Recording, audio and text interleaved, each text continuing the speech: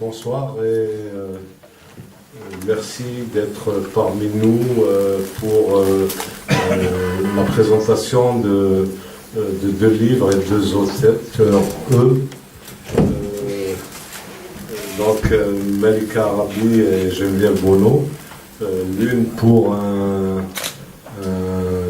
récit autobiographique qui s'intitule dans les pas de mon père, chez Tiwizi Productions, et l'autre qui s'appelle Les enfants de Gédéon, qui sont 12 nouvelles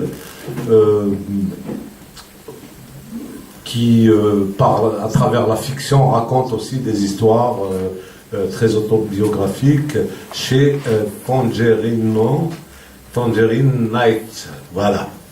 Alors, ce n'est pas qu'un hasard de programmation qui fait que nous recevons Malika Arabi et Geneviève Bonneau ensemble. Il y a au moins quatre choses en commune. D'abord, la première chose en commune, c'est l'Algérie. Je devrais dire l'attachement à l'Algérie, puisque l'une est née à Tixirt, dans un petit village de Tixirt dans le Kabylie maritime, et l'autre est née à Alger, mais a vécu, disons, sa prime enfance à Makouda, qui n'est pas très loin. Hein, donc, voilà, et puis surtout peut-être cet attachement qu'elles ont à l'Algérie et qui s'exprime à travers ce qu'elles ont écrit. Alors la deuxième chose en commune, c'est leur métier d'enseignante, puisqu'elles sont enseignantes toutes les deux, l'une d'anglais, Malika, et l'autre de mathématiques, Geneviève. Enfin, la troisième chose en commun, c'est l'amour et la pratique de l'écriture, parce qu'elles ont une pratique, toutes les deux, elles ont écrit, publié, etc. Et la quatrième chose, et peut-être la plus importante, c'est celle qui nous réunit aujourd'hui, c'est le besoin d'écrire leur vécu. C'est-à-dire, c'est pas de l'écriture de fiction, c'est une conception de l'écriture qui consiste à rendre un vécu, et je dirais même pas seulement le besoin d'écrire leur vécu, mais le besoin de n'écrire que leur vécu.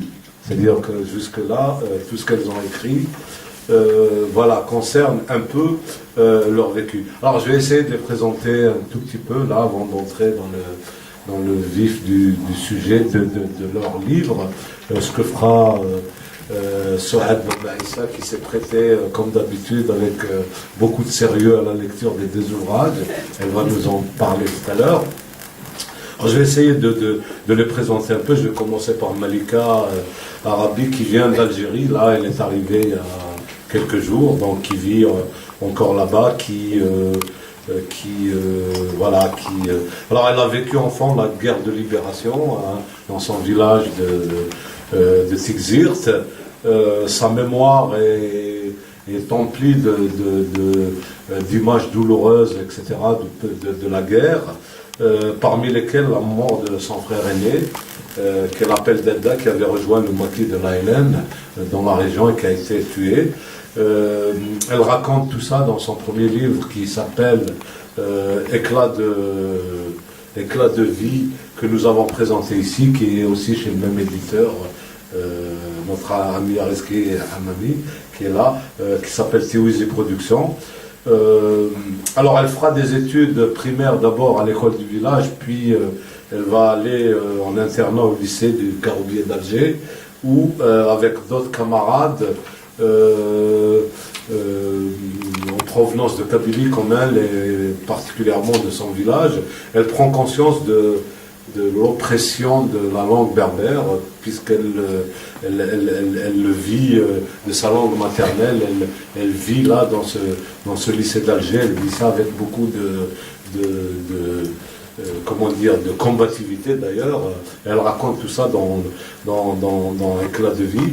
Alors elle fait la fac à Alger, puis elle commence une carrière de professeur d'anglais qui l'amènera de Boumerdès Puis elle se retrouve dans un petit village perdu de la Mitidja qui s'appelle Ouled Hedej, OH pour les intimes. OH pour les intimes.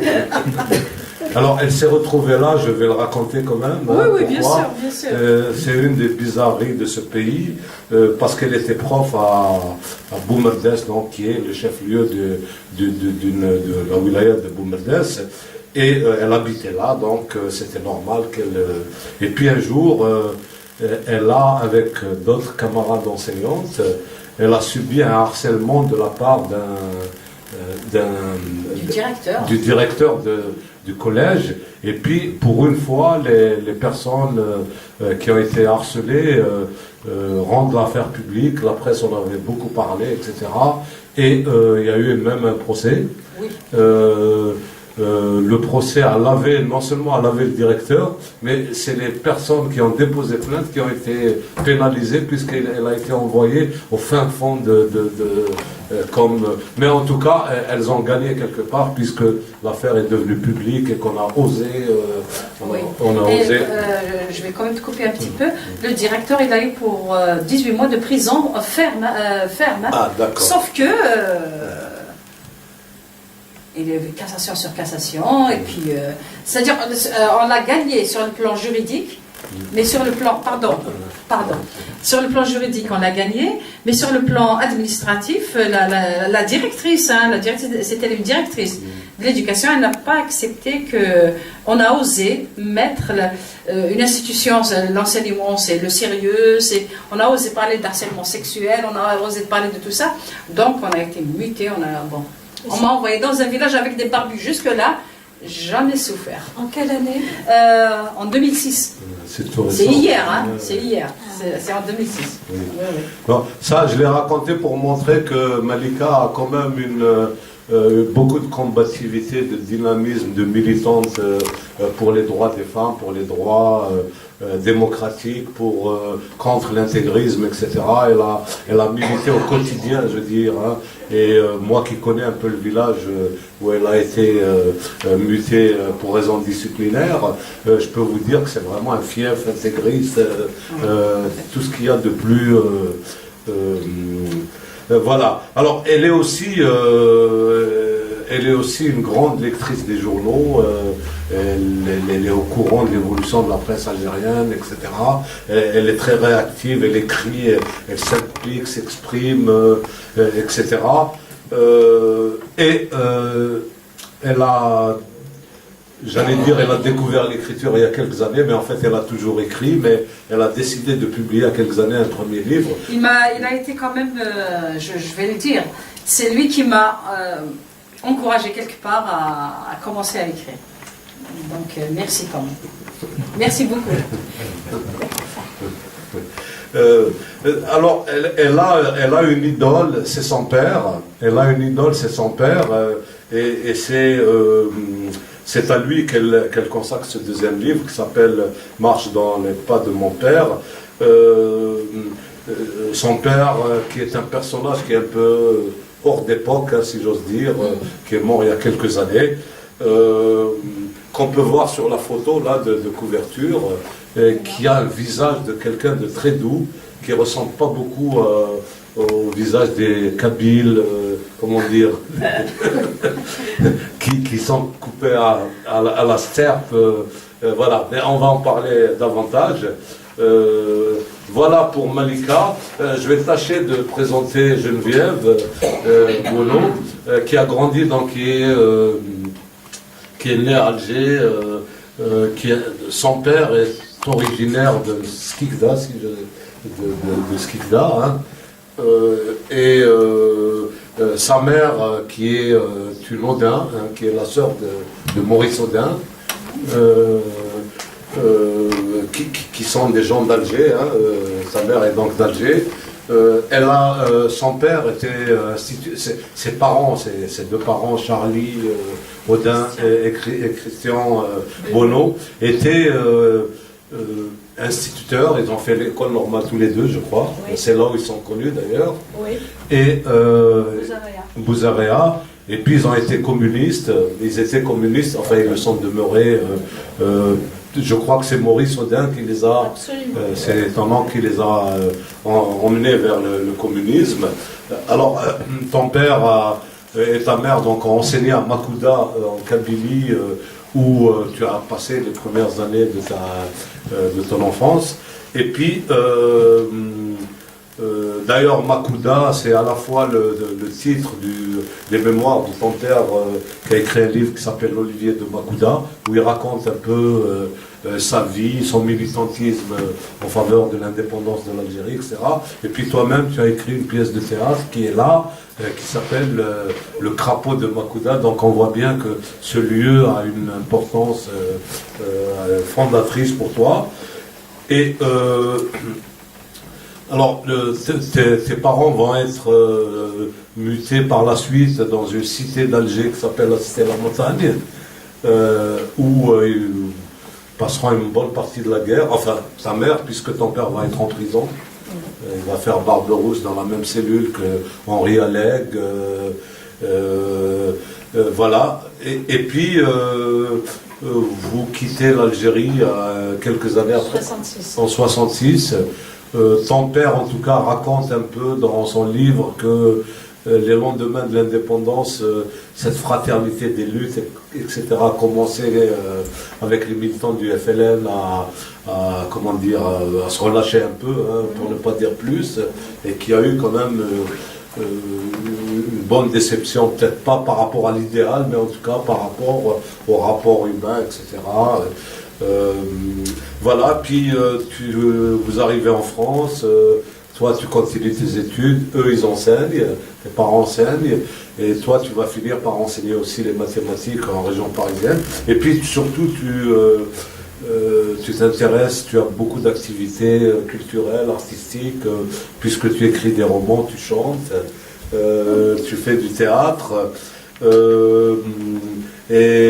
Voilà, tu fais plein de choses autour de l'Algérie, et puis tu viens de sortir donc ce recueil de 12 nouvelles qui s'appelle Les Enfants de Gédéon. 7 poèmes interstitiels. Oui, et 7 poèmes interstitiels qui s'appellent les Enfants de Gédéon. Quand on lit bien, on peut reconnaître en Gédéon Christian Bono, ton père, hein. Donc c'est aussi une recherche du père, mais là c'est Soed qui va nous le dire maintenant. Voilà, c'est à toi Soed. Bonsoir à toutes et à tous. Merci beaucoup à Malika et à Geneviève de nous offrir ces 2 ouvrages. Moi, ce que je voulais dire, c'est que, en fait, nous avons 2 ouvrages. Un roman autobiographique et un recueil de nouvelles, où dans ces 2 ouvrages, on nous raconte le père. Et nos 2 auteurs nous offrent 2 démarches littéraires complètement différentes, mais le personnage principal reste et demeure le père, qu'il s'agisse de marcher, comme le dit Malika, dans les pas de son père, ou de retourner sur les traces de son père, comme l'écrit aussi Geneviève dans Les Enfants de Gédéon. Nos 2 auteurs nous rappellent la période coloniale et ses affres, la période d'après-guerre de libération, c'est-à-dire la période post-coloniale, la décennie noire, et puis cette Algérie du XXIe siècle, celle d'aujourd'hui, celle que nous connaissons.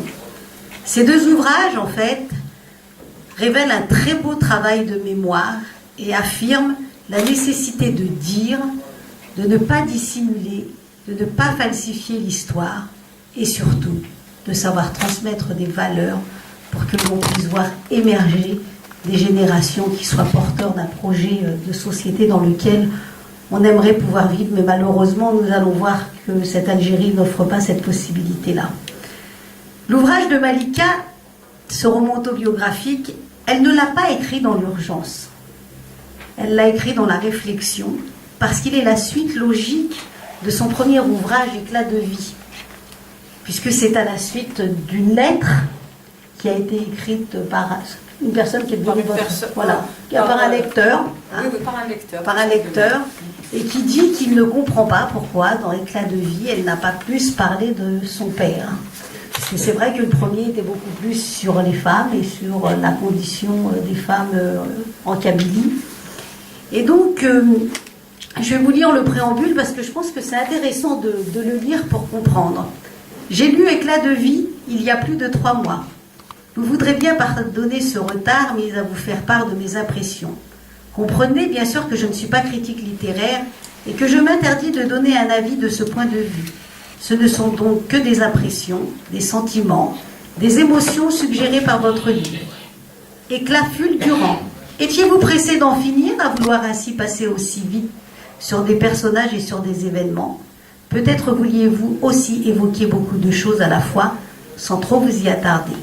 Le chapitre sur votre mère est pourtant tout différent. Là, je vois que vous êtes arrêté. Vous avez pris votre temps, comme si vous vouliez reculer le plus possible l'issue fatale. Vous avez alors écrit, à mon sens, les lignes les plus émouvantes, les plus poignantes de vos éclats de vie.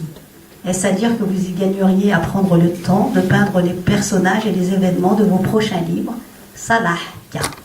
Et c'est pour ça que je dis que ce livre, c'est écrit non pas dans l'urgence, mais dans la réflexion, parce qu'on le sent. Elle raconte son père, et tout au long de ce livre, on a ce père qui est là. Et au fil des pages, elle nous offre ces beaux liens affectifs qu'elle a tissés avec son père. La réflexion et la pensée de celui-ci sur la société algérienne dans laquelle il va vivre après l'indépendance. Et à travers la mémoire de son père, elle nous parle de cette Algérie post-indépendance. Il est vrai que dans nos familles algériennes, la pudeur des pères vis-à-vis de leurs filles et vice-versa est très grande. Et que les pères cachent leurs sentiments pour leurs filles. Et par moments, ils savent intervenir pour ouvrir certaines portes. Et je crois que ça a été le cas de votre père. Parfois, celle du refus des archaïsmes qui engendrent les malheurs de leurs filles, de filles de famille, de nièces, de cousines. Et parfois, celle de la modernité, où ils savent affronter les tabous de la société et le qu'en dira-t-on. Ce qui m'a interpellée aussi dans ce livre, Malika, c'est votre questionnement sur la vie au moment du décès de votre père. Comment elle perçoit cet événement justement intégrant de la vie, qu'est la mort, et comment elle va en parler, comment la mort de ce père l'interroge tant dans son histoire personnelle, mais aussi à travers l'histoire de sa sœur, parce que le passage sur votre sœur est fabuleux, et comment votre sœur un peu vous reproche d'avoir autant de complicité avec votre père, ce qu'elle n'a pas eu la chance d'avoir. Elles sont un peu jalouses, voilà, d'avoir eu la même complicité. L'interrogation de votre collègue sur la mort. Et puis alors j'ai trouvé, il y a un passage qui est fabuleux, c'est celui sur l'enfant qui dort, l'enfant dormant, ça c'est magnifique de soulever l'hypocrisie de la société algérienne. Mais celui qui m'a bouleversée, c'est celui où vous dites « J'aurais aimé être un enfant né sous X pour pas avoir la douleur de perdre un être cher. » Je l'ai vraiment pensé, je l'ai ressenti. Voilà, et vous l'avez ressenti. Et il y a toute cette partie où justement on va vous donner l'exemple d'une femme qui est née sous X et le malheur de sa vie et de son histoire. Et c'est vrai que votre livre est très intéressant parce qu'il nous amène à réfléchir et à nous positionner, nous aussi, quand on perd un être cher, et de reprendre tout le fil de l'histoire et tout le fil de la vie qu'on a eu avec quelqu'un que l'on a porté chèrement dans son cœur, que ce soit le père, la mère. Mais là, pour moi, c'était très fort hein, de voir la complicité que vous avez eue avec votre père. Et on sent que ça a été vraiment un compagnon de lutte et un compagnon qui a été là tout au long de sa vie et à côté de vous pour vous apporter des réponses sur des questionnements que vous aviez à des moments dans votre vie. Merci, c'est une très belle analyse. Voilà. Alors maintenant, c'est plus sur Geneviève. Moi, celui de Geneviève, j'ai beaucoup aimé aussi parce que c'est vrai ce qu'elle dit. Elle, c'est tout l'inverse. Elle ne marche pas dans les traces de son père, mais elle va aller rechercher tout ce qui est son père à travers tous ses élèves qui ont été, tous ces élèves, que ce soit Mélissa, que ce soit Farid, les élèves de l'instituteur Gédéon qui a été là pendant la période coloniale et le début de la période post-coloniale et qui a su transmettre des valeurs. Et ces enfants, ces trois merveilleux héros à personnages que l'on a dans ce livre, eh ben, c'est nos enfants de l'Algérie de ce que j'appelle de l'an 1. Ceux qui étaient porteurs de cette Algérie que l'on devait construire, de cette Algérie d'espoir, de cette Algérie de générosité, de cette Algérie qui aurait dû être démocratique, de cette Algérie qui aurait dû nous amener vers les portes de la modernité, vers l'émergence d'une société où il aurait fait bon vivre, parce que on peut critiquer le colonialisme, mais il y a eu comme ça, de temps en temps, dans cette période coloniale, quelques instituteurs, quelques institutrices qui ont été des lumières, et on ne va pas se priver de dire qu'il y a eu quand même des gens qui ont été des lumières et qui ont été à côté des Algériens et des Algériennes dans le combat pour l'indépendance. Et ça, je pense que dans le travail de mémoire que l'on fait, il est nécessaire de le rappeler et de ne pas dire que tous les pieds noirs ou que tous les Français qui ont vécu sur le sol algérien étaient tous des colons, des affreux colons, qu'il y avait quand même des gens qui étaient bien et qu'il y avait un système colonial qui était là et on ne peut pas occulter. Ajouter une petite chose. Mes parents, comme Maurice Audin et ma tante Joseph Audin, se sentaient algériens, se disaient algériens. C'est pour ça qu'il faut venir à d'ailleurs, mon père, bon, alors après l'indépendance, ça a été plus compliqué que ça. Enfin, je vais faire un parallèle avec la nation arc-en-ciel. Vous prenez l'Afrique du Sud, vous avez des gens de toutes les couleurs possibles, des blancs, des noirs, des rouges, des verts, des bleus. Et l'Algérie aurait dû peut-être, quelque part, garder quelque chose de cet esprit. Donc mes parents se sentaient, et même moi, j'étais petite. Je vais venir, parce qu'il y a une phrase qui m'a interpellée. À côté des Algériens. Elle dit, je suis née à Alger, en France. Voilà. Et ça veut tout dire. Je suis née à Alger, en France. Et ça, Geneviève, je crois que ça veut tout dire quand on dit ça, quoi. Voilà. Ça pose le décor de ces Algériens qui vivaient, qui étaient français de nationalité, mais qui étaient algériens dans le cœur et dans l'âme, et qui ont partagé la vie des Algériens et des Algériennes. Et donc à l'indépendance, papa a eu tout naturellement la nationalité algérienne. Il a la Moudjahid, il a la médaille des combattants pour l'indépendance. En revanche, maman ne l'a pas eu. Moi, je ne l'ai pas eu alors que j'ai commis quelques actes quand même que tout le monde... Bon, enfin, on en parlera peut-être. De toute façon, j'en parlerai dans un autre de mes livres. Mais c'est vrai que je me suis engagée. J'étais porteuse de valises. J'ai fait des choses. J'étais toute petite, mais je voulais. Voilà.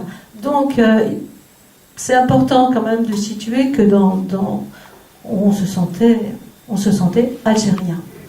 Alors, pour revenir à l'analyse que moi j'ai de vos deux livres, ma première question, c'est pourquoi et comment parler de son père? Voilà la première question que j'ai pour nos deux auteurs.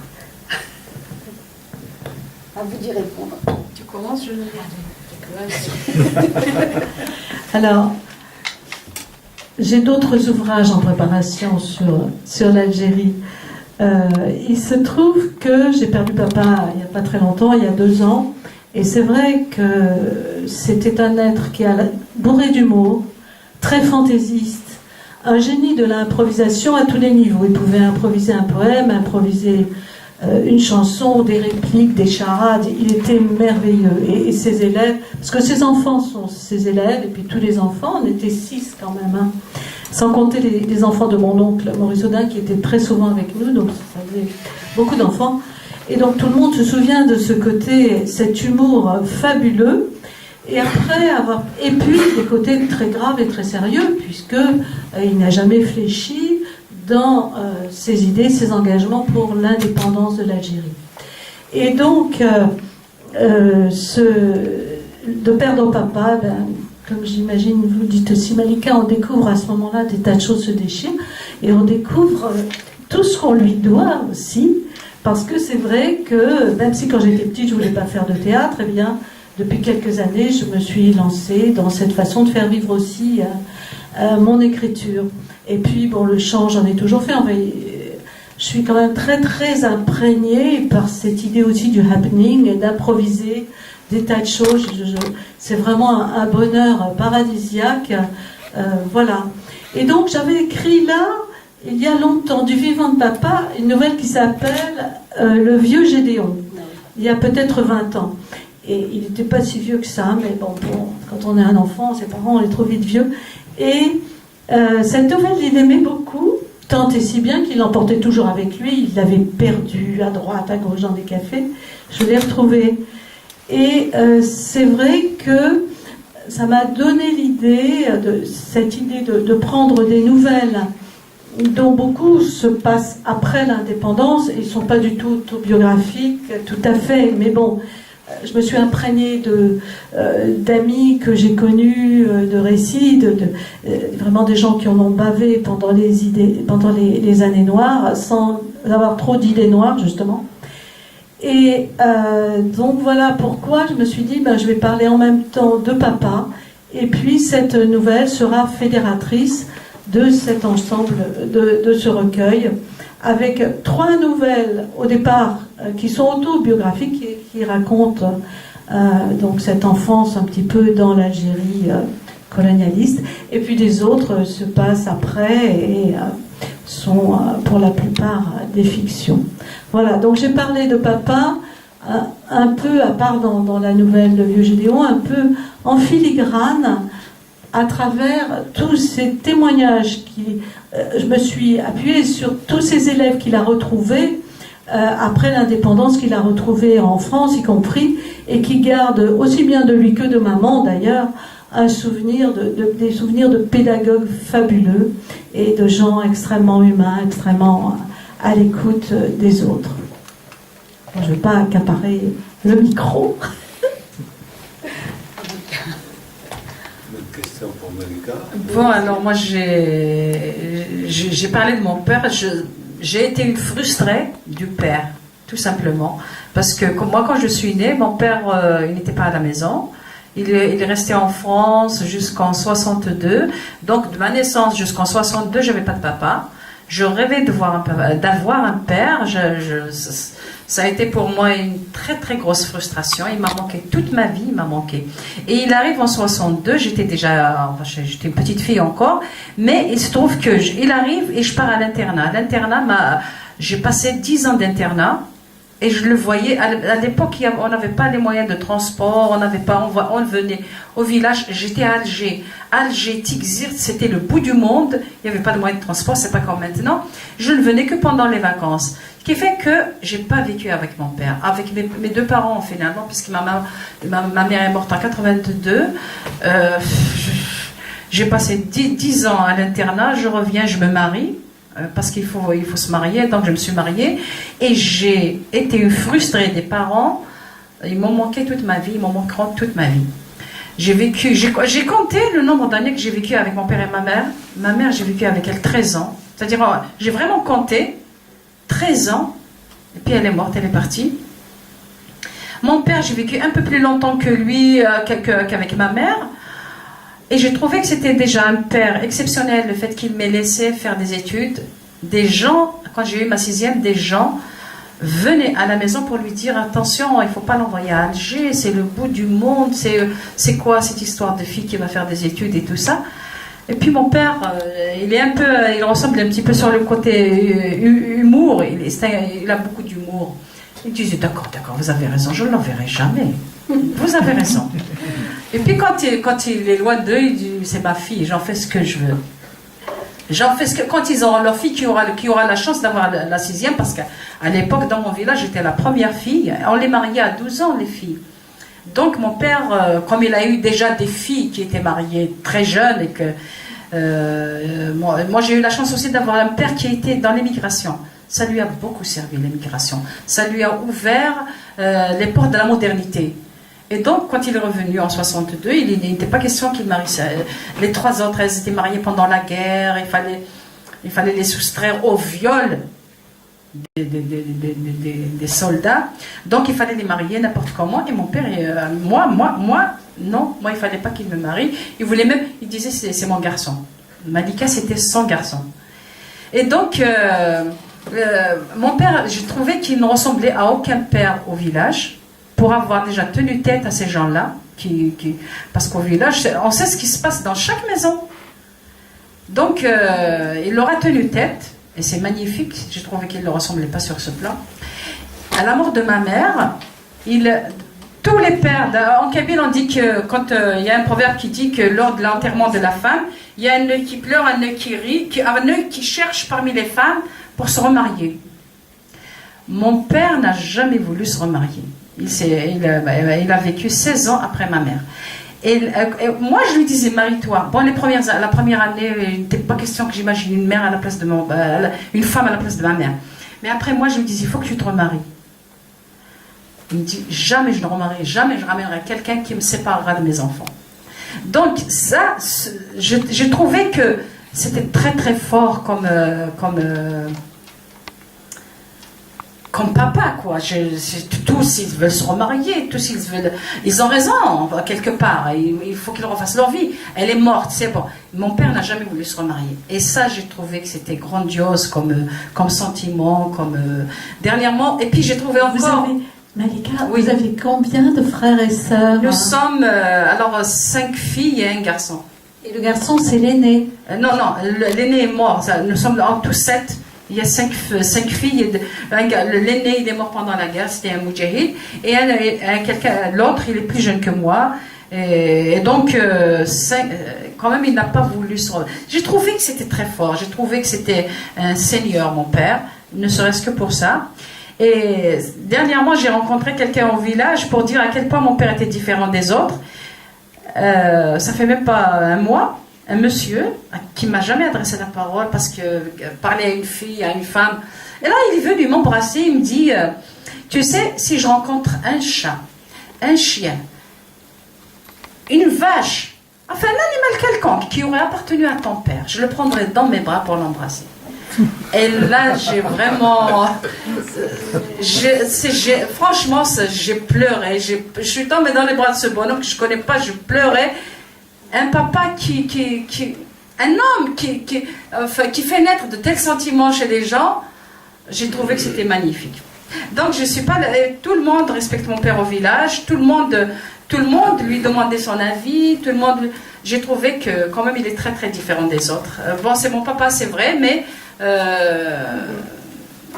il y a beaucoup de gens c'était le papa de beaucoup de monde. Il était très généreux, il était très il a élevé j'avais une sœur qui était divorcée, il avait ses gosses, il les a élevés, deux autres sœurs dont les maris étaient ici en France, qui ont abandonné leurs enfants au village. C'est lui qui les a élevés. Donc j'ai trouvé que c'était un père tout à fait exceptionnel, plein de générosité. Il faut dire que, tu le dis dans ton livre, la première différence déjà, c'est que quand il a épousé ta mère, elle avait... Je voulais le lire justement. Ah oui. Je vais lire le passage parce qu'il est magnifique. Vas-y. Voilà. Parce que c'est vrai que, pour vous dire, hein, quand elle dit son père est un seigneur, moi j'ai beaucoup adoré ce passage-là aussi. Merci. Parce que toutes les deux, on a 2 auteurs qui sont sans tabou dans leur livre. Et ça, c'est un vrai bonheur. Que ce soit Geneviève ou que ce soit Malika, on a 2 personnes qui parlent ouvertes de la société. Et dans la société dont elles parlent, elles ne font aucun tabou et il n'y a rien qui est caché. C'est pour ça que j'ai dit que vraiment, il n'y a aucune histoire de falsifié, tout est dit. Et alors, mon père n'étant pas au village quand ma grand-mère mourut, personne ne l'avait mis au courant de son décès. À la fin de son service militaire, il revint chez lui, home sweet home. Il était très heureux de pouvoir retrouver enfin sa mère et de la prendre dans ses bras, lui qui était un être débordant d'affection. Avant qu'il n'arrivât à la maison, des gens du village lui annoncèrent cette tragédie. Il passa plusieurs nuits dehors, refusant de s'alimenter. Il ne pouvait pas affronter le quotidien sans la présence de sa mère. Il garda cette plaie béante tout au long de sa vie. Il erra comme une âme en peine pendant quelques années, mais finit par reprendre son travail et occupa même le poste de son père. Il se maria enfin avec ma douce mère et retrouva une certaine sérénité. Il avait 22 ans alors au mariage et ma mère n'en avait que 12. Quelques jours après la fête, il partit en France et il ne revint que 3 années plus tard. C'est à ce moment-là que le mariage fut consommé. Il était incapable d'avoir la moindre relation sexuelle avec une fillette de 12 ans. 15 ans, c'est encore jeune, mais pour l'époque, c'était révolutionnaire. Alors que d'autres se jetaient sans vergogne sur des fillettes de 9 ans, lui a repoussé le plus loin possible cette échéance. Personnellement, je classe cet homme dans l'ordre des seigneurs. Bien que comme chaque fille ou fils de nous ayons toujours du mal à imaginer nos parents faisant l'amour tout en sachant que sans une copulation, nous ne serions pas de ce monde, j'ai quant à moi du mal à les imaginer tout simplement jeunes. J'en ai souvent discuté avec ma mère et elle me disait à chaque fois « N'attends pas d'être âgé pour faire des enfants. Permets-leur de te connaître jeune, de voir à quoi ressemble le visage juvénile de leur maman, c'est très important. Sinon ils croiront que tu as toujours été vieille, comme c'est ton cas actuellement. » Voilà, 2 personnages. Mais voilà, votre père, c'est vraiment, comme vous dites, un seigneur pour l'époque, c'est révolutionnaire. Parce qu'on a Malika a un père qui est né en 1909. Absolument, oui, oui, Voilà. oui. Alors, pour Geneviève, j'ai lu le livre de ton père, qui était communiste, donc, et il parlait beaucoup de Makarenko, du poète pédagogique, vous savez, ce pédagogue qui, après la guerre, avait recueilli des enfants des rues en URSS et qui a essayé Est-ce que c'est quelque chose qui t'a marqué, toi? Faut parler dans le micro parce que... Ben, quand j'étais gosse, on m'a beaucoup fait lire les auteurs soviétiques. Ça, j'avoue que je me suis régalée quand même à lire Un homme véritable, Boris Polevoy, et Anton Makarenko, le poème pédagogique, les drapeaux sur les tours. C'est vrai que ça a été des choses importantes. Et mes parents parlaient de ces questions. On parlait beaucoup à la maison, on parlait beaucoup à table, et les enfants avaient le droit de parler. Et c'était un peu révolutionnaire par rapport à d'autres familles dans les années 50-60. Mais oui, bien sûr, c'est cette idée de pédagogie, de donner leur chance à tous les enfants, à tous les humains, qu'à tout moment, un être humain, même si c'était mal comporté, pouvait changer complètement de cap. Et ça, c'est une chose que je garde profondément en moi, et je suis très étonnée encore aujourd'hui quand je trouve des gens qui n'ont pas conscience de l'importance de l'éducation, mais au sens large. On est éduqué aussi à chaque instant par tout ce que l'on rencontre et par tout ce que l'on apprend. Donc, dans ce recueil, donc il y a un élève qui qualifie papa donc de poète pédagogique. Bon, c'est une formule que j'ai conçue moi-même et je l'ai conçue d'ailleurs au moment où il est disparu, et je trouve que ça lui va très très bien, ça lui va comme un gant. Et alors, quand vous habitiez à la Cité-la-Montagne, dans la banlieue du Sindé, dans cette école, et que tu étais gamine, et ton père était en prison, puis l'armée qui venait encore embêter ta mère, etc. Quelle idée tu te faisais de ton père à l'époque, hein? Je te demande de me parler à hauteur d'enfant. Est-ce que tu avais conscience du combat qu'il menait? Complètement. Alors, quand je parle aujourd'hui, certains s'étonnent, mais c'est vrai que déjà en 1957, c'était en juin ou en juillet plutôt, que papa a été arrêté. Donc j'étais toute petite, j'avais 8 ans. Et je revois, quand je suis rentrée dans la cuisine, les parachutistes qui étaient là, il n'y avait plus papa. Et je peux t'assurer que tu as une conscience politique qui peut exister très jeune. Bon, il n'y avait pas que ça. Il y avait, j'étais quand même quelqu'un de très très sensible, je suis encore. Et le regard que mes parents portaient sur les gens, sur la population algérienne, que ce soit en Kabylie, que ce soit dans les rues d'Alger, le colonialisme, c'était quand même rencontrer des mendiants avec les yeux dévorés par le trachome, des paralysés, des gens amputés parce qu'ils n'avaient pas été soignés.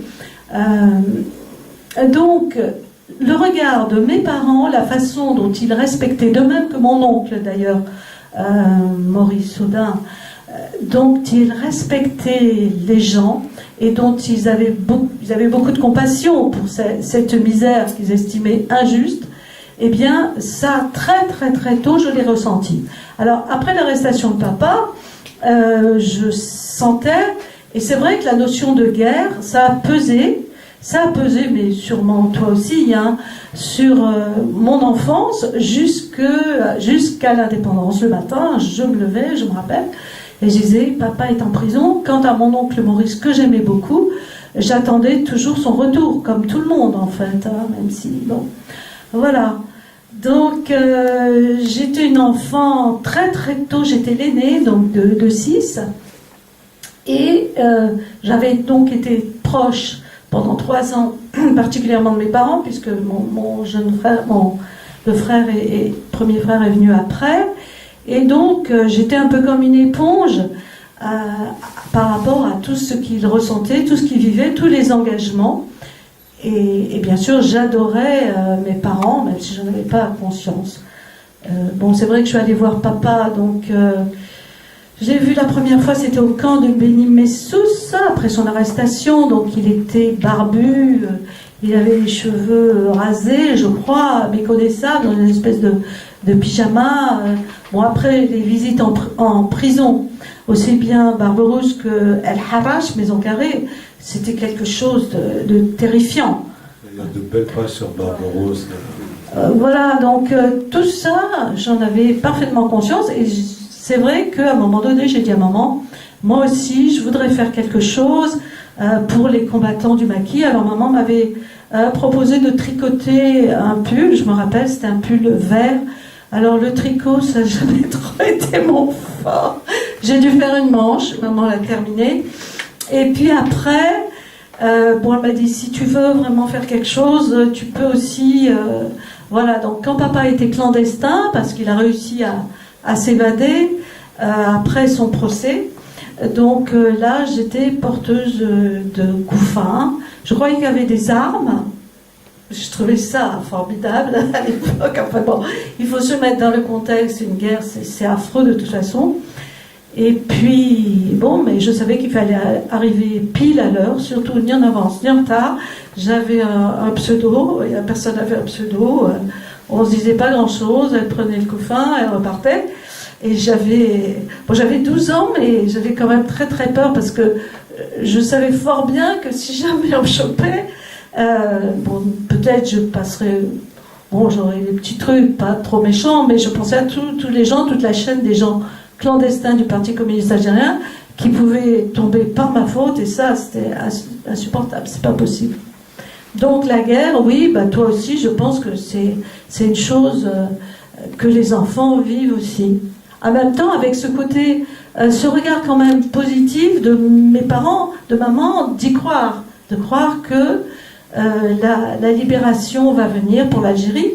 Et aujourd'hui encore, je dis, bon, bah, il se passe ce qui se passe dans le monde, en Algérie, tout n'est pas parfait, mais de toute façon, un peuple a droit à sa liberté, ça c'est une chose incontournable, c'est un principe intangible.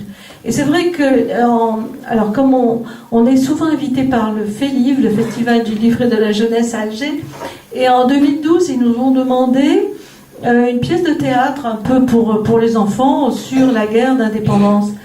Donc on a conçu, on l'a donné à Avignon l'année dernière, pendant tout le mois de juillet, ça s'appelle La Fontaine d'Or, et on a mis quand même des passages par rapport à Victor Hugo. On a un échange entre un personnage français, d'ailleurs c'est un déserteur qui commence à citer Victor Hugo, et la petite fille algérienne qui, quand il a des trous, complète le poème. C'est l'enfant grec que tu dois connaître. Et donc montrer que quand même les valeurs défendues par la langue française, quand c'est Victor Hugo, Kateb Yassine l'a bien dit, hein, la langue française, c'est notre butin de guerre.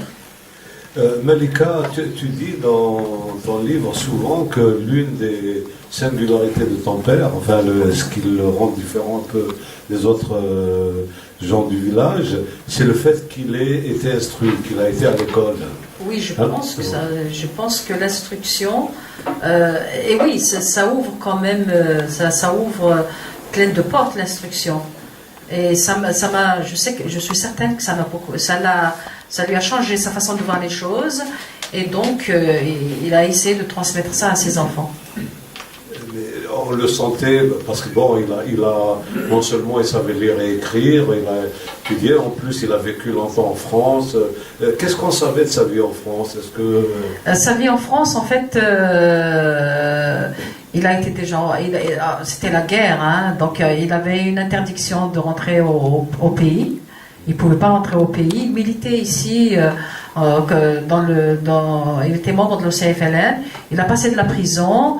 Et voilà, c'est-à-dire la période où il était resté en France, d'ailleurs, c'était la guerre. C'était la guerre. D'ailleurs, après, une fois qu'il est revenu en 62, il ne voulait plus jamais revenir en France.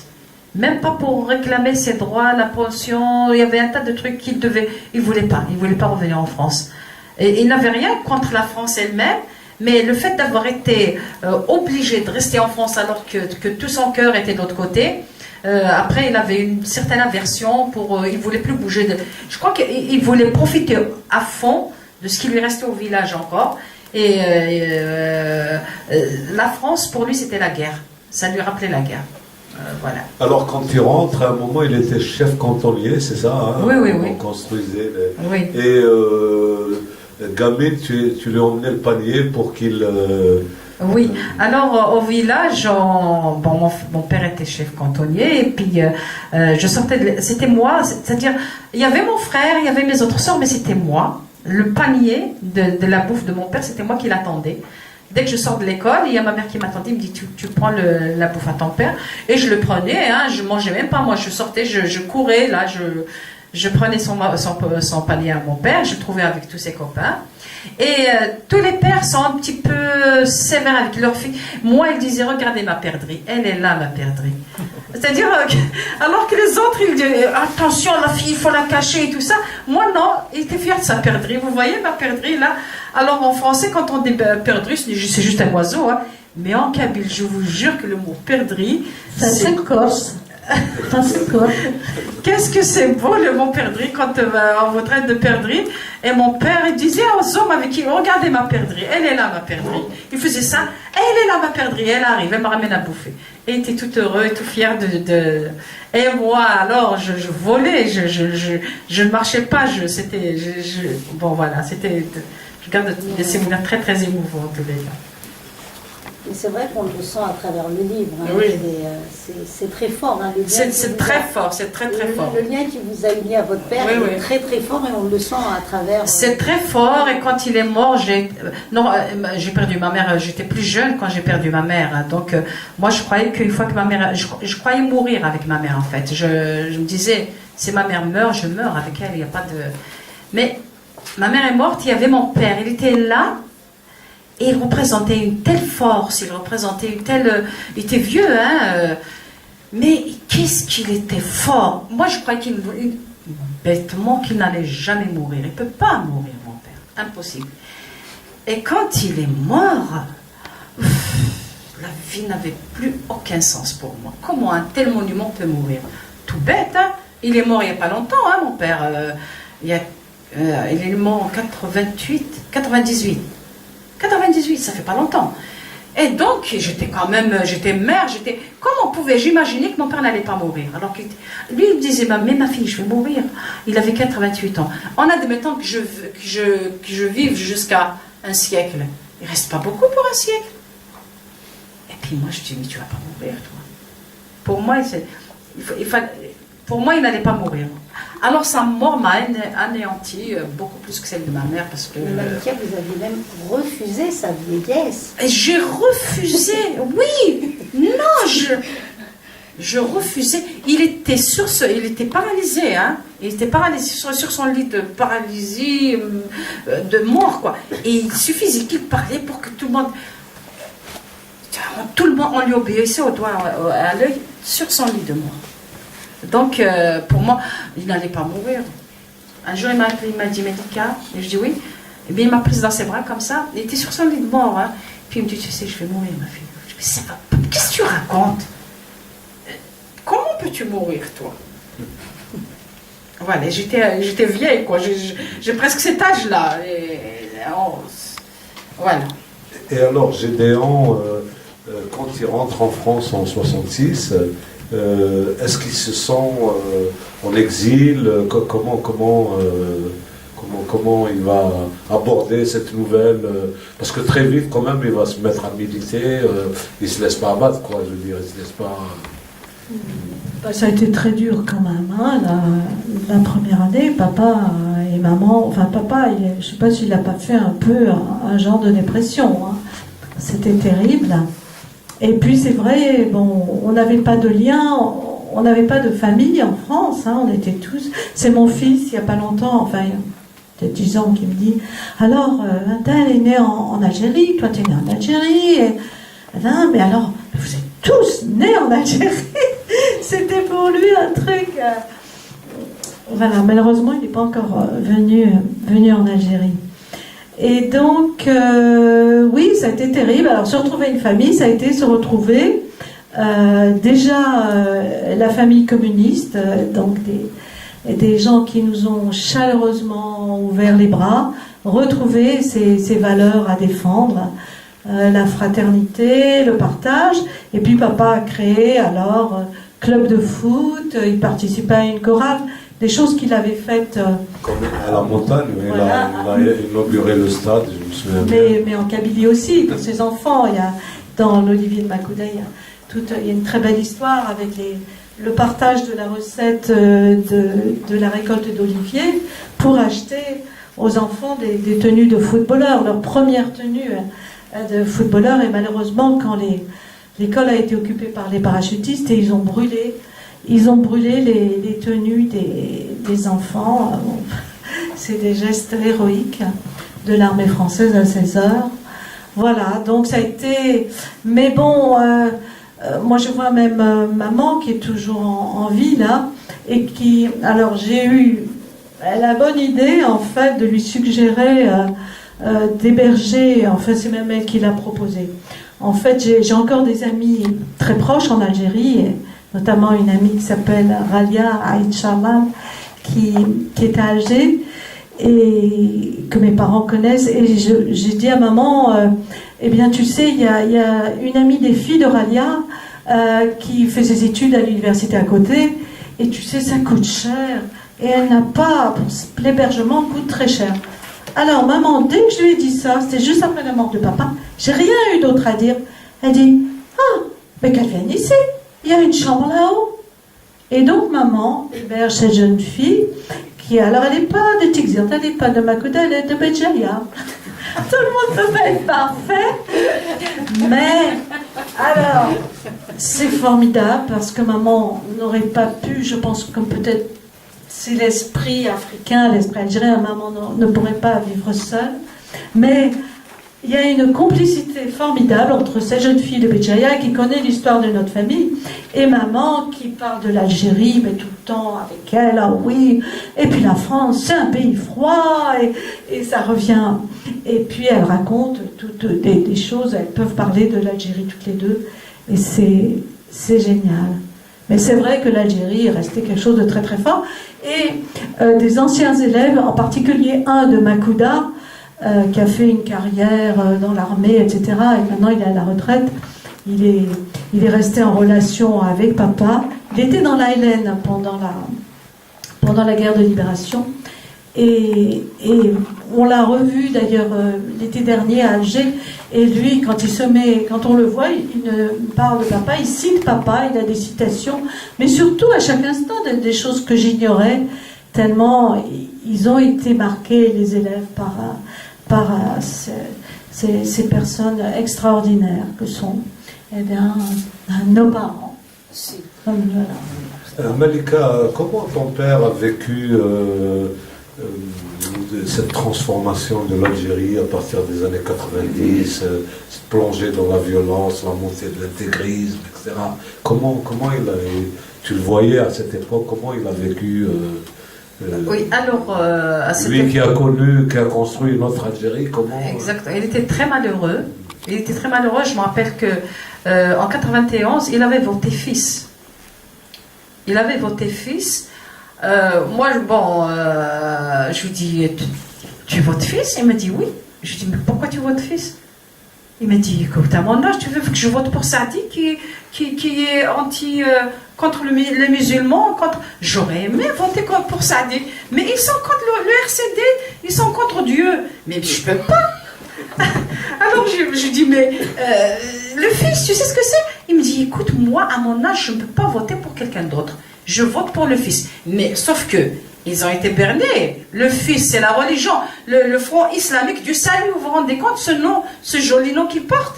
Front islamique du salut, pour un vieux de son âge. À l'époque, il avait plus de 80 ans. Il me dit, ma fille, moi, j'aimerais bien voter pour Saadi, pour Aït Ahmed. Mais non, je ne peux pas, il y a la religion. Et après, quand il s'est rendu compte qu'ils ont été bernés, il était malheureux comme tout. J'ai eu un cousin un cousin germain qui a été égorgé par le... Et puis il disait, il pleurait en disant, mais pourquoi ce n'est pas moi qui suis mort? Pourquoi va-t-on égorger un enfant de 17 ans alors que moi je suis là et pourquoi ils ne viennent pas m'égorger moi? C'est-à-dire qu'il était vraiment diminué après. Hein. Il était diminué, il était très très malheureux de voir. Il n'a pas rêvé de cette Algérie. Mon père, il était un grand religieux. Il ne mélangeait pas tout. La religion, c'est entre lui et Dieu. Et le reste, il était démocrate, il était pour des idées d'ouverture, pour la modernité, et donc, en tout cas, ces dernières années, il a été très, très, très malheureux, surtout que pendant il était paralysé pendant toutes les années chaudes, là, il était très malade, très amoindri, donc il voyait ça, il ne pouvait rien faire, il ne pouvait même pas militer, il ne pouvait même pas... il était là, il regardait en pleurant, il pleurait. Je voyais mon père pleurer, tout simplement. Alors, Geneviève, on a eu un problème avec Souad en lisant Mélissa, ce texte qui s'appelle L'été de Mélissa. Et alors, je ne sais pas, on n'a pas compris tous les deux si elle était morte ou pas. Est-ce que... Ou peut-être que tu n'as pas envie de le dire pour que les gens le découvrent, mais... Je ne me rappelle plus comment j'ai... On a eu... Parce que, en fait, à la page, quand tu fais l'été de Mélissa... Prends le micro. Il faut parler dans le micro, en fait, dans la nouvelle l'été de Mélissa, à la fin, donc, on voit ce revolver qui se pointe et tu termines avec Mélissa s'effondre. Et alors après, on ne comprend pas parce que moi, je retrouve Mélissa dans la partie avec Farid et Omar un peu plus loin. Donc c'est pour ça que j'ai été un peu perdue là, et ça a été pareil pour Areski, donc je lui dis elle est morte, elle est pas morte, elle n'arrive pas à savoir, voilà. Juste évanouie. Voilà. En fait... Il faut parler dans le micro parce que c'est enregistré, si on veut être entendu sur Internet, il faut vraiment... Oh, d'accord. Non, en fait, on peut lire dans l'ordre que l'on veut les nouvelles. C'est ça. Donc, comme c'est des nouvelles, je me suis dit, bon, c'est pas grave. Si, elle est morte, bien sûr. Et les deux autres aussi. Désolée. La prochaine fois, dans la réédition, je les mettrai dans l'autre sens. Oui, alors je te pose la même question que pour Malika. Comment ton père a vécu ce qui est arrivé à l'Algérie dans les années 90? Lui qui suivait quand même, il devait suivre l'actualité puisqu'il a fondé l'association des combattants anticolonialistes. Oui, il a fondé en fait au départ l'amicale des combattants de la cause anticoloniale, je crois que c'est en 88, quelque chose comme ça. Avec Henri Alleg. Au départ, non. Et ensuite, Henri Alleg s'est joint et ça est devenu l'association des combattants de la cause anticoloniale qui continue à militer. Voilà, donc comment ils ont vécu douloureusement ce qui est arrivé. C'était un petit peu incompréhensible en fait. Voilà, on le vit très mal. On voit des amis qui choisissent de s'exiler d'Algérie en France. Et puis, voilà, Après, il y a toute l'analyse politique, ce qui a fait que il se trouve que effectivement, dès l'indépendance et même avant l'indépendance, on pouvait discerner quand même dans la ligne du FLN une tendance peut-être à mettre en avant une religion, ce qui du coup par rapport à cette notion de nation arc-en-ciel n'était pas sans poser quelques problèmes. Et puis donc après l'indépendance, dans la cité sont arrivés des enseignants. Il faut dire qu'à l'indépendance, tous les enseignants, tous les cadres de l'Algérie sont partis pour la bonne raison qu'ils étaient français. Et donc, pour pallier à ce manque d'enseignants et de cadres, eh bien, en particulier pour les enseignants, l'Algérie a fait appel beaucoup à des gens qui venaient du Moyen-Orient et qui, pour un grand nombre d'entre eux, mes parents pouvaient en témoigner, eh bien, n'avaient rien de véritable enseignant. C'était des enseignants sur le terrain, mais avec quand même une idéologie, je ne sais plus, maman me citait, je ne sais plus quel maître, qui de toute façon, quand c'était l'heure de faire la prière, il laissait les enfants tout seuls, et ils s'en allaient faire la prière, et puis voilà. Et voilà, donc il y a eu une évolution déjà dans ce sens-là, qui a porté les germes, sans doute. Il y a eu beaucoup d'autres raisons, hein. Je ne suis pas une politicienne assez puissante, enfin j'ai mes idées, mes parents aussi avaient les leurs, mais de toute façon c'était fort triste, mais jamais, à aucun moment ils n'ont dit qu'ils regrettaient leurs engagements. Leurs engagements, c'était une Algérie indépendante de toute façon. Alors, on va peut-être vous donner la parole avant de clôturer cette soirée très intéressante et très émouvante. Est-ce que quelqu'un peut faire circuler un micro? Je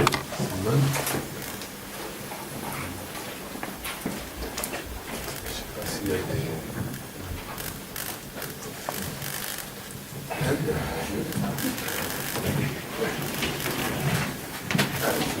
Merci. Je vais commencer en attendant que... c'est une question d'ailleurs qui peut s'adresser aux deux auteurs à la fois. Ça renvoie un peu à l'école et à ce rôle des instituteurs communistes qui, à mon avis, contrairement à Swald, elle a présenté les choses en disant dans le colonialisme il y a eu ça de bien. Moi je n'associe pas ça au colonialisme, même si historiquement, évidemment, la présence française s'explique par la colonisation, bien sûr, on a dit. Mais en fait, pour moi, c'est des choses complètement différentes. Hein, le fait que ces gens-là soient venus à travers le biais donc, du processus colonial physiquement, c'est un accident d'histoire en quelque sorte. Je ne fais pas l'association avec le système colonial ni de près ni de loin. Et en tout cas, personnellement, je dois à cette tradition, à ces engagements de ces gens-là d'avoir fait des études. Et l'instituteur de mon village communiste a été expulsé d'Algérie en 1955 à cause de son engagement, donc très tôt. Il y a encore trace dans l'Algérie républicain de l'expulsion de Bois Bourdin en juin 1955. Voilà. Donc, c'est vraiment un hommage très très fort. Et je crois que ce que dit après Malika avec le mot de fils de son père, c'est que quelque part cette bataille malheureusement au niveau culturel a été perdue. Même si on a gagné l'indépendance, on a perdu cette bataille-là. Et c'est ce qui fait qu'aujourd'hui, effectivement, quelqu'un comme son père, dans l'itinéraire, ne devait pas le pousser à voter fils, à malgré tout voter fils, parce que il s'est passé au niveau culturel ce qui s'est passé, c'est-à-dire que le mouvement national a sous-traité toutes ces dimensions culturelles par les ulama. Et ça devait donner ce que ça a donné, malheureusement. Ce qui fait que d'une certaine façon, quand je les entends parler, on parle, on est un peu orphelin d'un pays voilà, qui n'est plus là. Donc, c'est pas seulement les parents qui ne sont plus là, mais c'est vraiment tout ce monde qui était un monde, en tout cas potentiel, mais qui n'est plus là. On a l'impression qu'aujourd'hui, il y a deux pays qui ont deux voies divergentes, en tout cas au moins au niveau des références culturelles, identitaires, etc. Je ne sais pas si elles sentent ça justement, elles sentent que ces parents, un peu comme nous d'ailleurs, pas seulement les parents, appartiennent à ce monde, voilà, qui est parti dans une direction hors orbite, quoi.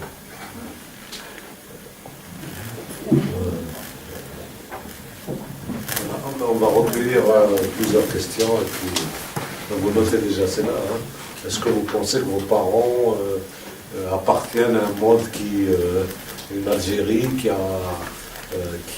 n'est plus là, qui est au niveau des valeurs, etc. Oui, donc Madame Alabi, vous voulez parler de Il faut Tizir. parler dans le micro. Oui, oui. Donc vous êtes originaire de Tizir, c'est ça? Oui, oui. Bon, moi c'est une petite ville que je connais qui est très belle. Est-ce que, moi je ne la connais pas à l'origine, hein, je la connais plus depuis les années 70, mais je pense qu'il y avait une population française importante qui vivait, donc c'est pour ça que peut-être vous avez pu accéder donc, à l'instruction. Comment ça n'a pas été possible moi quand je vois Tizir, je vois une petite ville de bord de mer, du sud de la France, quoi. Très, très jolie ville, d'ailleurs avec des rues romaines et tout. Moi, je pense que c'est pour ça que vous avez un enseignement dispensé pas mal, quoi. On a eu l'école de mon village, il y a eu en Kabylie, je crois, 3 écoles en tout.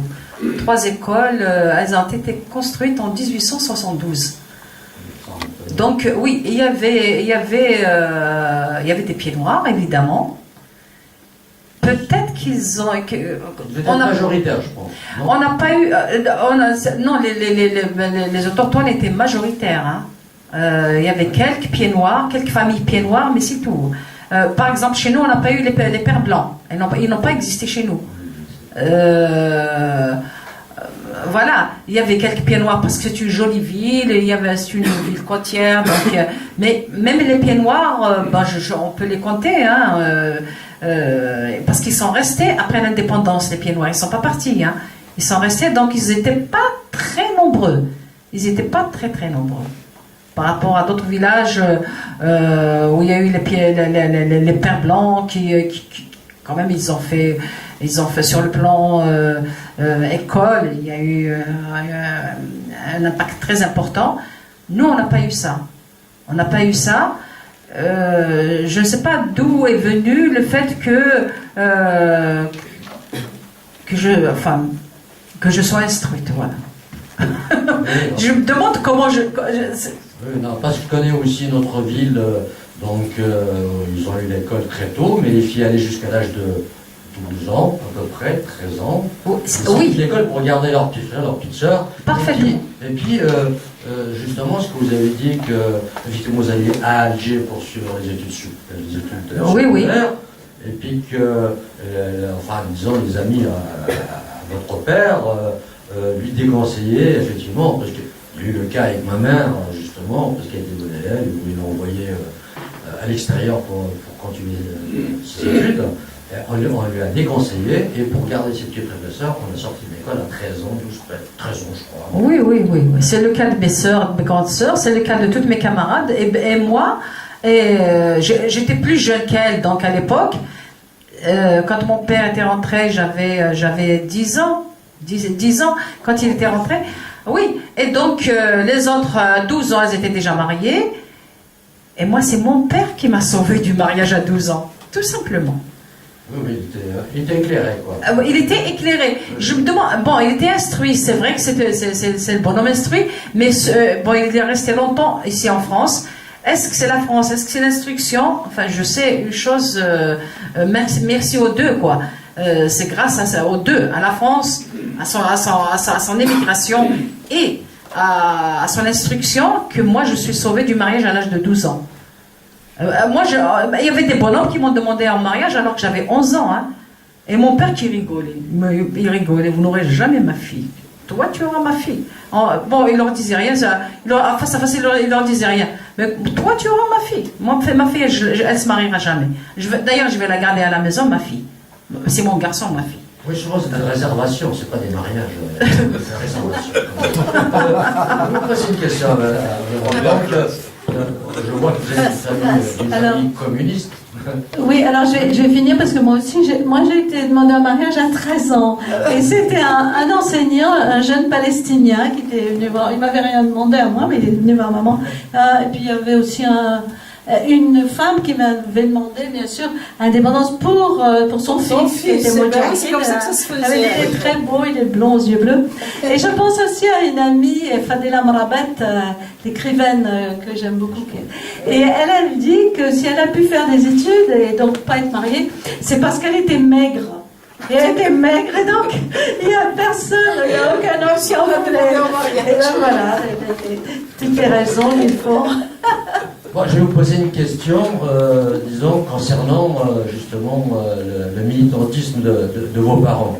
Parce que je sais que les communistes étaient beaucoup liés à un homme politique de l'époque qu'on appelle Messali Hadj. Je ne sais pas, c'est peut-être une question un peu précise, je pense. Et que, voilà, donc, comme le Parti communiste était lié à Messali Hadj et que... Non, là, pas du tout, vous faites erreur.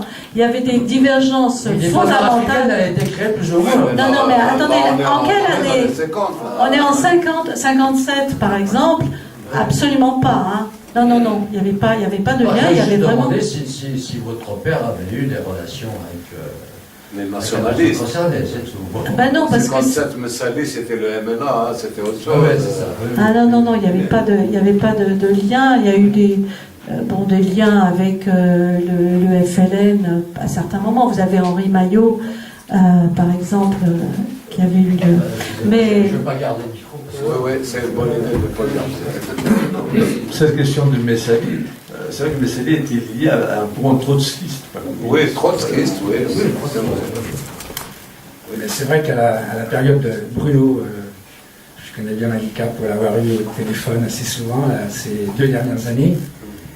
C'est vrai que pour ce problème, on ne peut pas parler de l'Algérie sans faire référence de toute façon à l'histoire et à l'histoire politique, à la politique actuelle. Et quand on croise donc sur Messali et tout, moi ça me faisait penser à la rupture Camus-Sartre, quand Camus sort du Parti communiste au début des années, donc dans les années 40, parce que le Parti communiste, lui, il avait à ce moment-là, et ça nous remet dans l'époque de Messali, le Parti communiste avait fait l'option prioritaire de la lutte contre le fascisme, contre le nazisme, et remettait la lutte contre le colonialisme à plus tard. Et quand Camus, ensuite, dans son discours de Stockholm, dit dans tous les cas, entre ma mère et mon pays, je choisirai ma mère, beaucoup l'ont pris comme quelque chose qui était politiquement incorrect pour une gauche. Entre ma mère et la justice, pas entre ma mère. Oui, entre la mère et la justice. Oui, mais Camus n'était pas la mère peut communiste à ce être moment-là. la métaphore du pays aussi. Lorsque Camus a dit ça, il s'était largement éloigné des thèses du Parti communiste algérien. Oui, tout à fait, ouais. Mais ce que je voulais dire aussi pour Amalika, qui elle est dans l'écriture autobiographique, j'ai pas lu Geneviève, et Swad faisait très justement là, une approche qui mettait en évidence, en valeur sa sensibilité avec face à la personnalité forte du père. Moi j'ajouterais pour Malika aussi qu'elle est quand même aussi très modeste, parce qu'elle a un caractère très affirmé. Elle cache, vous voyez, je pense qu'elle cache son courage, mais elle en a beaucoup du courage, de l'amour et de la sensibilité pour son pays, pour sa région, elle n'en manque pas. Moi, pour l'avoir lu et relu plusieurs fois, de longues fois, d'avoir passé des nuits à relire, dans l'écriture autobiographique telle que le fait Malika, avec sa sensibilité qui émerge de ce qu'elle raconte et de ce qu'elle ressent au moment où elle le raconte. Et puis vous disiez qu'elle n'a pas de tabou. Quand le tabou sort, ça explose. On est dans l'expressif, là, total. Et à ce moment-là, comment je fais, moi, dans l'autobiographique, pour raconter, montrer ce qu'on ressent au moment du récit de l'événement passé, Et puis, face à mon acte d'écriture, comment je fais? C'est assez compliqué au niveau de la mise en texte, de la mise en page, de la mise en paragraphe. Non, n'en parlons pas. Vous voyez? Et ça, c'est... Alors, ça pose des problèmes avec Malika, on les traite encore un petit peu actuellement, sur la concordance des temps, par exemple. Vous voyez? Parce que je chevauche, j'imbrique des modes d'énonciation qui sont à des niveaux très très différents et j'ai des strates. Et Malika, je pense que on est sur la bonne voie, quoi. Allez, je t'adore, je t'aime bien, j'aime bien écouter ta voix. Là, je l'ai retrouvée j'avais ta voix. Je te rencontre pour la première fois. Moi, j'habite à 500 km de Paris. Vous voyez, j'ai un peu trafiqué pour venir maintenant. Là, j'ai des gens qui m'attendent pour manger et je dois les raccompagner de l'autre côté de Paris. Allez, je t'embrasse très fort et je vous quitte. Merci. Je t'adore, Bruno. Merci beaucoup, beaucoup. Bruno, je vais t'embrasser avant que tu t'en aies quand même. Allez.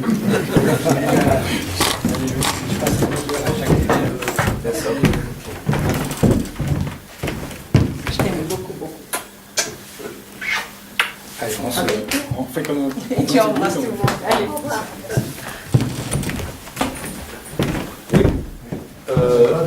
Le micro là. Moi, je voudrais... Jean-Claude Rossignol. Oui.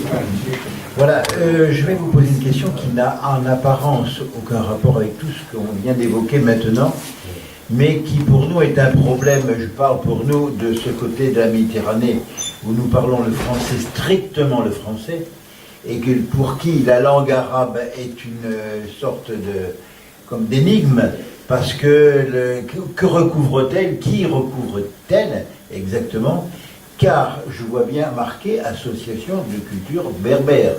Et je sais, sur le fond, que les habitants d'Algérie et d'Afrique du Nord sont en partie, je ne dis pas, je ne sais pas quelle proportion, mais sont en partie berbères ou kabyles. Et ils portent d'autres noms aussi que je ne connais pas, moi. Mais la langue dont vous avez écrit en français, je suppose, qui est une langue internationale, c'est ça? En français, oui, oui. Et qui se comprend des deux côtés de la Méditerranée. Parfaitement, oui, oui. Mais votre langue originelle est le français, pardon, excusez-moi, et l'arabe ou le berbère? Le berbère, moi. Ah, voilà. Alors, vous êtes donc forcément polyglotte, quoi. Vous parlez plusieurs langues. Vous parlez l'arabe, vous parlez le berbère et le français. Et le français et l'anglais. Et en plus, d'autres langues. C'est bien ça, oui. Parce que c'est très peu su, ça, chez nous. Quand on parle d'Afrique du Nord, que ce soit l'Algérie, le Maroc, la Tunisie, quelle langue parle-t-il au fait? Il parle arabe. Mais non, justement, je viens de découvrir, moi, mais d'autres le savent, que dans une revue qui vient de paraître, qui s'appelle Anamnésie, je crois, elle vient de sortir, mai, juin, juillet. C'est, je ne sais plus à quelle édition, sur le colonialisme aux Antilles et en Algérie. Alors, je viens de lire qu'à une question de la rédactrice en chef à une poète algérienne, et l'autre lui répond, mais attendez, arabe, jamais de la vie, nous sommes berbères et nous écrivons en berbère, l'arabe est une conquête, c'est un colonialisme. Alors, qu'en est-il exactement? Parce que moi, je suis perdu là-dedans.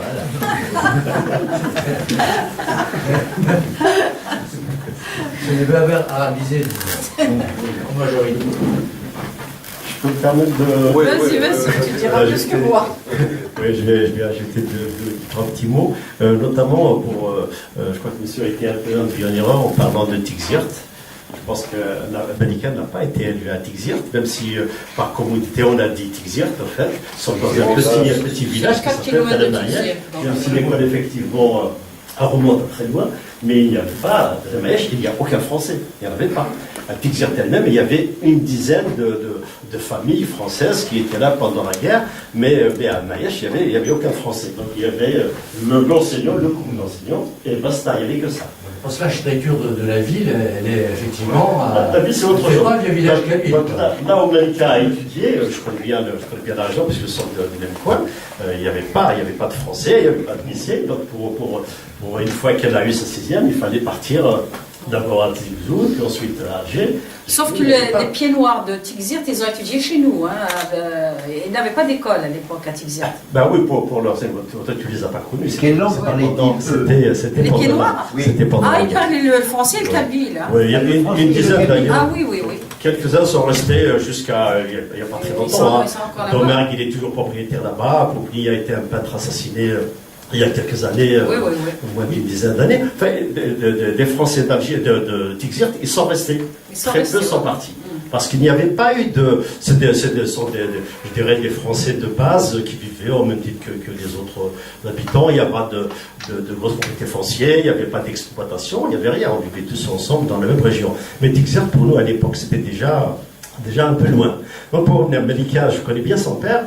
Et je crois que ce qui explique en fait les deux attitudes, à la fois le fait qu'elle a permis à ce que sa fille aille étudier, bien qu'il y ait des militants qu'il a connus en France, en qui il avait toute confiance, des responsables du mouvement national, lui ont conseillé de ne pas envoyer sa fille à l'école, alors qu'il n'en a pas tenu compte. Je pense que c'est dû essentiellement pour deux raisons. La première, effectivement, c'est parce qu'il a vécu dans l'immigration, mais pas simplement comme travailleur. C'était quand même un vieux militant du PPM-TLD, donc il avait beaucoup milité, il avait cette conscience politique, et il avait l'instruction de l'époque, c'était le minimum pour lire le journal, tout ça, mais suffisamment pour comprendre la nécessité de lutter pour l'indépendance.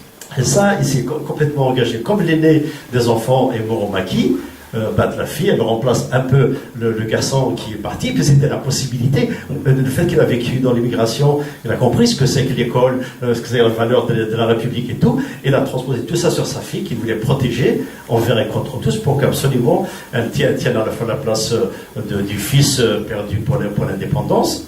Et en même temps, c'est sa fille, elle va étudier. Il n'est pas question de rester avec ces idées rétrogrades qu'une fille, elle est juste bonne à être mariée à partir de 13 ans. Donc là, il a fait protection de son corps. En fait, il l'a protégé complètement pour qu'elle puisse étudier. Les gens pourront dire tout ce qu'ils voudront. Et ça, c'est dû essentiellement à ses activités politiques. Et en même temps, donc, le fait qu'il a compris dans l'immigration les bienfaits de l'éducation.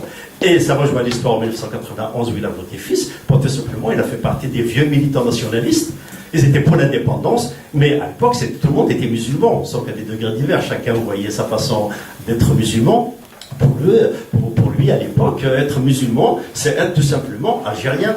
Il n'y avait pas de confusion, d'autant plus que c'était un kabyle. Il n'y avait pas cette confusion entre le religieux et la vie dans la cité, la djemma, tout ça. Les citoyens étaient des citoyens, et la religion, c'est quelque chose qu'on vivait de façon spirituelle entre soi et Dieu, mais qu'il n'y avait pas, il ne pouvait pas imaginer que la religion pouvait être instrumentalisée au point d'obtenir le pouvoir.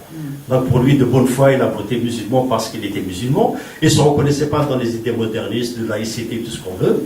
Beaucoup de gens ont été bernés. Oui, et c'est après, laïcité, c'était... C'est après qu'ils se sont rendus compte, effectivement, qu'il y a eu triche quelque part, mais malheureusement, c'est trop tard. Le coup de feu, quand il est parti, c'est trop tard. Donc, c'est mordu un peu les doigts, mais c'était trop tard, c'est fait. Bon, il a vécu, comme tout le monde, la tragédie de ce qu'on appelle la décennie noire, chacun a sa politique. Voilà. Monsieur le Rossignol, moi, mon problème, c'est pas celui-là. Parce que celui-là, je le conçois et ça, je le comprends. Mais par contre, aujourd'hui, quelle langue parle-t-on et quelle langue écrit-on en Algérie? Je vais essayer de vous donner quelques petites réponses à un problème qui est très complexe. Ce qui est certain, c'est que la langue originelle de l'Algérie, c'est le berbère. J'avais bien compris ça. Personne... Comment on ne le dit pas en général, de manière générale? Je vous le dis. Voilà. Alors comment donc c'est une langue à apprendre? Oui, ce qui s'est passé, c'est que différentes conquêtes ces 2 derniers millénaires, et même un peu plus, de gens qui ont imposé leur langue, les Romains, les Latins, etc., ont fait que le berbère a toujours été conservé, a toujours été parlé, a continué à être parlé, même si il a été écrit par moments et pas toujours. C'est une langue qui a survécu pendant 2 millénaires et demi, uniquement de façon orale, pour vous dire la coriacité de la langue. l'arabe est une langue qui a été amenée par par la religion, par les Arabes, par les Arabes à partir du 7e, 8e siècle. Il a commencé à y avoir une conquête de l'Afrique du Nord qui s'est faite de façon sanglante d'ailleurs, on ne le dit pas assez, qui s'est fait. Et puis une partie des Berbères s'est arabisée partiellement, partie, etc. Mais c'est moins ça qu'il faut voir, que malgré ce rouleau compresseur, il est resté jusqu'à ce jour des zones où le berbère est encore où il y a encore des locuteurs monolingues qui ne parlent que le berbère, malgré tout. Donc, pour vous dire, et puis bon, la colonisation française avec l'imposition du français, etc., et l'indépendance de l'Algérie. Alors, il y a tout un mouvement qui a commencé déjà à l'intérieur du mouvement national, qui revendiquait une Algérie qui soit berbère, qui s'appuie, qui se construit, qui se structure sur cette histoire qui remonte à très très loin.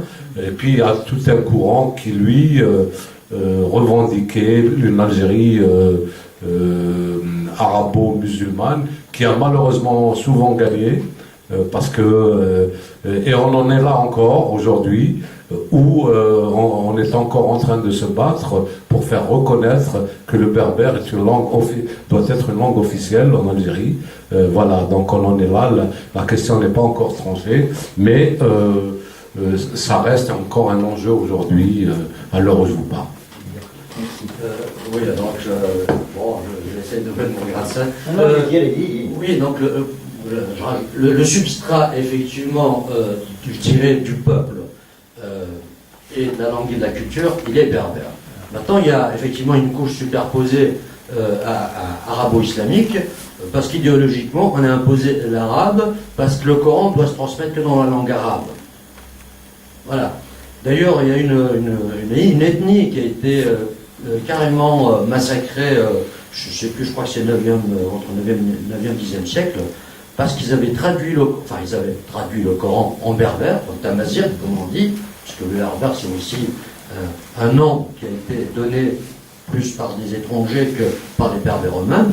Donc, eux-mêmes s'appellent amazigh, ce qui veut dire homme libre. Je connais le mot. Voilà. Donc, l'arabe s'est imposé, mais cet arabe-là n'est pas non plus un arabe, comment dirais-je, à 100%. C'est une langue, c'est l'arabe dialectal, que les arabes eux-mêmes, souvent, utilisent une langue dialectale en tant que langue de communication dans la rue, quoi. Et, tandis que l'autre langue, c'est une langue inventée pour le Coran et qui a été effectivement diffusée de cette façon. D'ailleurs, en Algérie, actuellement, beaucoup de jeunes ne savent plus parler d'ailleurs ni l'arabe, parce que l'arabe vraiment littéraire, il y en a beaucoup qui sont mauvais. Le berbère, ils le parlent dans la rue. Et c'est le français, même le français, ils le perdent. Parce que quand nous, on aura disparu la génération des 60 ans, la nouvelle jeunesse, à part ceux qui sont bien formés dans des écoles privées, mais l'école publique, elle est complètement défaillante à ce niveau-là. D'ailleurs, il y a une baisse de la qualité de l'enseignement, facilement de 30 à 40, 50% par rapport au passé, quoi. Maintenant, elle avait parlé... Pardon, non, on va pas, je suis désolé, mais on pourra répondre, mais on est là pour 2 livres, je veux pas que non, on est là pour ces livres-là, et si vous voulez, on continuera à en parler plus tard, mais là, on va pas partir sur ce débat qui est, on a essayé de vous répondre. Très bien, très bien. Parce qu'il y a quand même des questions qui ont été posées à nos 2 auteurs, qui est est-ce que pour vous, vos parents donc, font partie de cette Algérie qui n'est plus là et donc voilà. Voilà, d'ailleurs, on va finir là-dessus. Enfin, personnellement, mon père, il a fait partie de cette Algérie qui est morte. Et il était très très malheureux à la fin de sa vie. Parce qu'il quand même, il a perdu son fils, il a fait de la prison, notre maison a été détruite, enfin notre famille a été complètement, comment dirais-je, je dirais pas décimée, mais presque pour une certaine Algérie, et ce n'est pas cette Algérie-là dont il a rêvé. Voilà, mon père c'était comme ça. Il était très très malheureux à la fin de sa vie. C'est pas, il n'a pas perdu son fils, ni. Je vous dis, moi, ma famille, ma soeur, elle avait 15 ans, elle a fait de la prison, mon père a fait de la prison, ma mère a fait de la prison pour une certaine Algérie. Et c'est pas cette Algérie-là dont il a rêvé. En tout cas, il est mort frustré, très malheureux. Voilà. Geneviève, même question. Appartenir à une Algérie, bon. Appartenir à un temps qui est passé, à un temps qui est révolu, c'est le cas, ça nous arrivera nous aussi quelque part. Donc c'est valable aussi pour la France de toute façon.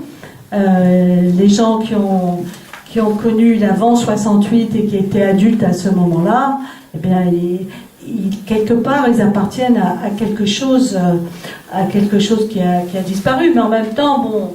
Il s'agit de rebondir, il y a quand même des choses formidables qui se passent après, et puis il y a toujours cette espérance que les jeunes vont reprendre le flambeau, je dis aussi bien en Algérie qu'en France, pour qu'un avenir soit possible. Alors on va conclure. Oui, pour clore, moi j'ai justement gardé pour la fin un de ces fameux poèmes interstitiels que nous a offert dans son recueil de nouvelles Geneviève, qui s'appelle J'entends, et justement qui est cette note-là. Dans le ciel de Nedjma que Kateb a chanté, les étoiles pâlissent comme pâlit la joue de l'enfant qui s'éteint. Mon Dieu, est-il un Dieu dans ce pays hanté? Il pleure comme jamais, il ne plut. Place Audin se pressent les passants. Bachir, t'en souviens-tu? Les étudiants vont à l'étude, le monde est normal et beau. L'homme est grandi par sa haine, hurlent les cœurs corrompus. Et fleurissent les roses dans les jardins sur les tombeaux. Toi, Jean, toi qui regardais le soleil en face, toi qui aimais l'amour et la révolution, entends-tu les sanglots d'un pays qu'on efface? Un peuple entier est mis à la question. La robe n'est pas forcément frivole, molle la lèvre. Quand le soleil se tait sur tes oreilles, Anna, j'entends ta voix. C'est ta terre rouge qui saigne. Seigneur, elle a la fièvre. Elle s'agite et demande pourquoi. Merci. Merci. Juste pour dire, parce que bon, je cite les prénoms de différents poètes. Bachir Hadj Ali, qui appartenait au Parti communiste algérien. Anna Grekri, qui est une grande poétesse, qui malheureusement est morte dans des conditions un peu bizarres. Elle est morte alors qu'elle donnait jour à une petite fille juste après l'indépendance. Et voilà, puis je sais plus, enfin voilà, il y a Place Audin. Voilà. Merci. Alors, merci Malika, merci Geneviève, merci Souad, merci à vous. Et merci à nos techniciens. Ne les oublions pas. Et merci à toi Ariski, merci beaucoup de nous avoir invités. Voilà. Merci et puis bon vent pour d'autres livres. Merci pour cette belle initiative à toute la communauté de l'association culturelle Berbère. Merci, à bientôt. Au revoir.